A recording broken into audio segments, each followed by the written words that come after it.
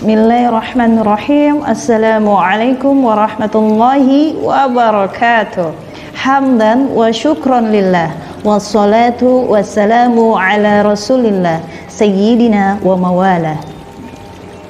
Ashhadu an la ilaha illallah wa ashhadu anna Muhammadan abduhu wa rasuluh.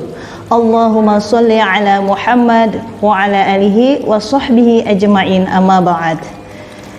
Puji syukur kita panjatkan kepada Allah Subhanahu wa taala karena berkat limpahan rahmat serta hidayahnya kita masih diberikan beberapa kenikmatan, yakni nikmat iman, Islam, kesehatan serta kesempatan sehingga kita dapat bertemu dalam kajian ini.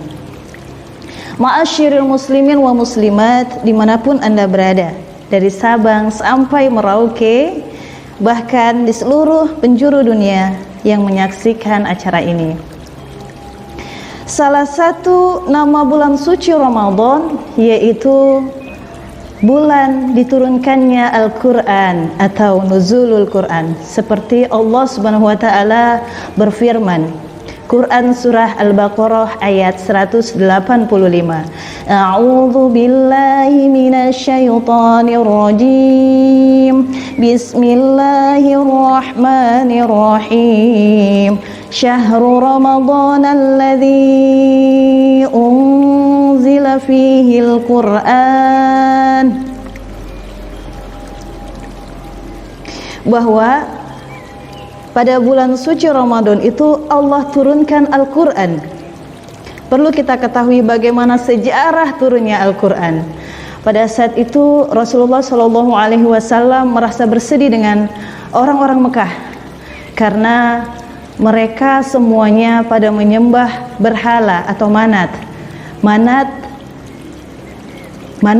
Uzza, Lata dan Uzza. Nah, pada saat itu Rasulullah melihat tingkatannya berbeda ya. Kalau orang yang kaya, maka manatnya, Lata Uzzanya terbuat dari emas. Begitu pula di bawahnya yang sedang. Kalau yang sedang membuatnya dari tembaga atau besi. Sedangkan yang miskin atau biasa-biasa saja membuatnya dengan tepung. Pada saat itu orang Mekah menyembah berhala atau manatnya ketika dia memohon perlindungan, dan ketika lapar pada saat itu dibuat dari tepung, salah satunya tangannya, kakinya, ketika dia lapar langsung dimakan salah satunya, seperti itu. Lupa sudah tumbang. Apa hikmahnya di sini? Menghindarkan perilaku atau fitnah bahwa Quran ini karya atau tulisan dari Muhammad SAW, atau menghindari kitab suci karya Muhammad. Jadi yang perlu kita ketahui di situ Rasulullah pernah menyendiri ya, bertahanut di Gua Hira. Kemudian didatangi seorang sosok pemuda yang tampan dan gagah, yaitu malaikat Jibril. Beliau memeluk Rasulullah sangat erat, kemudian membimbing Rasulullah, ya Rasulullah, Iqra, bacalah, seperti itu. Kemudian Rasulullah mengatakan, saya tidak bisa membaca. Dibimbing, dituntun, dipeluk dengan erat, kemudian Iqra, bacalah. Setelah itu Rasulullah dengan lantang mengucapkan, Iqra bismi rabbikal ladzi khalaqal insana min 'alaq, Iqra wa rabbukal akram alladzi 'allama bil qalam 'allamal insana ma lam ya'lam. Muslimin rahimakumullah, sahabat pendengar yang dirahmati oleh Allah. Adapun hikmah nuzulul Quran yang kedua, mendekatkan diri kembali kepada Al-Quran. Karena momen malam nuzulul Quran dapat mengingatkan kita kembali untuk mendekatkan diri kepada Al-Quran, membacanya, mengkajinya lebih dalam untuk mengenal ayat-ayat Allah dan mengamalkannya. Dan kami turunkan dari Al-Quran suatu yang menjadi penawar, obat, dan rahmat bagi orang-orang yang beriman. Dan Al-Quran itu tidaklah menambah kepada orang-orang yang zalim selain kerugian. Quran surah Al-Isra ayat 82. Di sini mengingatkan kita bahwasanya ketika kita mendapatkan manfaat nilai dalam kehidupan, mengkaji Al-Quran juga akan mendapatkan pahala dari Allah Subhanahu wa Ta'ala. Hal ini didukung dalam hadis riwayat Tirmizi, disahihkan Syekh Al-Albani dari Abdullah bin Mas'ud. Nabi Muhammad SAW bersabda yang berbunyi, barang siapa yang membaca satu huruf dalam kitabullah Al-Quran, maka ia akan memperoleh satu kebaikan. Satu kebaikan itu nantinya akan dibalas dengan 10 kali lipat oleh Allah Subhanahu wa Ta'ala. Aku tidak mengatakan bahwa alif, lam, mim satu huruf, tetapi alif satu huruf, lam satu huruf, dan mim satu huruf.